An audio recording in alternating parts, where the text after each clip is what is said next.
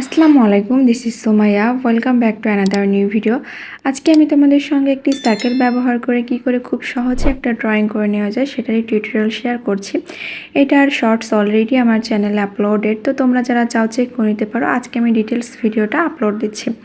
এর জন্য প্রথমে আমি একটা সার্কেল করে নিয়েছি, তো তোমরা এটা কম্পাসের সাহায্যে করে নিতে পারো।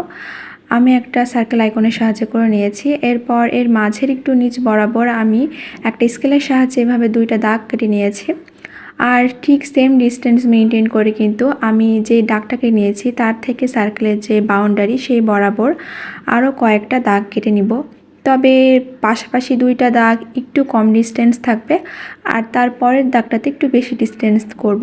তবে প্রত্যেকটা যেই পাশাপাশি দুইটা দাগ সেই দুইটা দাগের কিন্তু ডিস্টেন্সটা সেম রাখার চেষ্টা করব, তাহলে ড্রয়িংটা হয়ে গেলে দেখতে ভালো লাগবে আর কি। এরপর যখন আঁকানো হয়ে গেছে তখন আমি রোল পেন্সিলটাকে একটু বাঁকা করে শ্যাডোয় ভাব নিয়ে আসব। আর আমি তোমাদের প্রত্যেক ড্রয়িংয়ে এই কথাটা বলার চেষ্টা করি যে কিছু কিছু ছোট ছোট স্টেপ ফলো করলে কিন্তু এই ড্রয়িংটা করা খুবই সুন্দর হয় আর দেখতেও ভালো লাগে। তো আমি চেষ্টা করি বিগিনার্সদের জন্য সব থেকে সহজ উপায়ে ড্রয়িং ভিডিওটা শেয়ার করার। আর আশা করি আমি যে ভিডিওগুলো শেয়ার করি এগুলো তোমরা যদি মনোযোগ সহকারে একবার অন্তত ভিডিওটি না টেনে দেখো তাহলে বুঝতে পারবা যে এই ভিডিওগুলো আঁকা আসলে কতটা সহজ। যাই হোক, আমি এখানে যে রোল পেন্সিলটা ব্যবহার করেছি এটা 2B এর রোল পেন্সিল, আর আমি রেগুলার যে পেজ সেটাই ব্যবহার করেছি। তো তোমরা চাইলে A4 সাইজের পেজও ব্যবহার করতে পারো। ড্রয়িংয়ের জন্য A4 সাইজের পেজটা আসলে বেশি সুইটেবল। আর এগুলো তোমরা যে কোনো আশেপাশের স্টেশনারির দোকানি থেকে কিন্তু খুব সহজে পারচেস করতে পারবা। তবে এর কালারটা যদি তোমরা আরও ডার্ক করতে চাও তাহলে তোমরা 4B কিংবা 6B এর রোল পেন্সিলটা ব্যবহার করতে পারো। তোমাদের সুবিধা অনুযায়ী যে কোনো একটা কিছু ব্যবহার করলেই হলো। যাই হোক, তোমাদের সঙ্গে কথা বলতে বলতে কিন্তু আমার এই শ্যাডোই ভাবটা করা প্রায় শেষের দিকে। এরপর আমি ওপরে যে লাইনটা ড্র করেছি সেটাকেও কিন্তু আমি একই পন্থা অবলম্বন করে রোল পেন্সিলটাকে একটু বাঁকা করে ধরে এভাবে শ্যাডোই ভাবটা করে নিব। আর প্রত্যেকটা ড্রয়িংয়ে আমি একটা কথা বলে থাকি যে তুমি কতটা ডার্ক করতে চাচ্ছ কালারটা সেটা সম্পূর্ণভাবেই তোমার উপর নির্ভর করে। অর্থাৎ তুমি যদি রোল পেন্সিলের ওপর একটু কম প্রেশার ক্রিয়েট করো তাহলে কিন্তু লাইট কালার হবে, আর রোল পেন্সিলের ওপর যদি একটু বেশি প্রেশার ক্রিয়েট করো তাহলে ডার্ক কালার হয়ে যাবে। আর এভাবেই খুব সহজেই তোমরা এই কালারটা করে নিতে পারবা। আমি আসলে সবসময় তোমাদেরকে সব কিছু ডিটেলসে বোঝানোর চেষ্টা করি।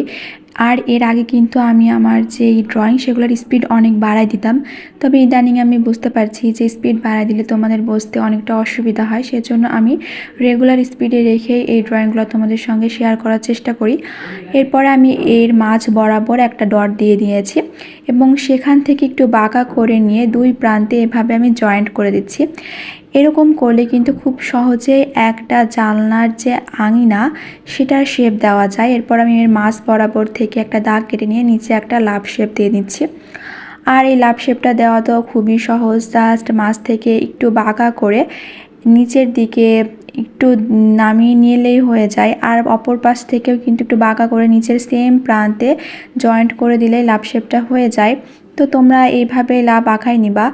আর এখানে আমি লাভের ভেতরে যে অংশটা থাকে সেটাকে পুরোটাই কালার করে দিয়েছি, তবে আমি ওপরের যে ছোট ছোট লাভগুলো আঁকাই নিচ্ছি সেখানে কিন্তু আমি এভাবে ফাঁকাই রেখে দিব মাঝের যে অংশটা, সেখানে আমি আর কালার করব না। আর এটা আমি পুরোটাই রোল পেন্সিলের সাহায্যে করেছি, তবে এটাতে কালার পেন্সিলও ব্যবহার করা যাবে। আর তখন বুঝবা যে তোমরা কালার পেন্সিলটা ব্যবহার করবা যখন তোমাদের স্কেচ ড্রয়িংয়ের কাজ একদম শেষ হয়ে যাবে। অর্থাৎ যেখান থেকে আমি শ্যাডোই ভাব করা শুরু করেছি বা মাঝের যে লাভ শেপের কালার করেছি, এই পর্যায়ে তোমরা রোল পেন্সিল ব্যবহার না করে যে রং পেন্সিলগুলো থাকে সেগুলো ব্যবহার করে দিলেই কিন্তু ড্রয়িংয়ের যে কালারের কাজ সেটা করা হয়ে যাবে।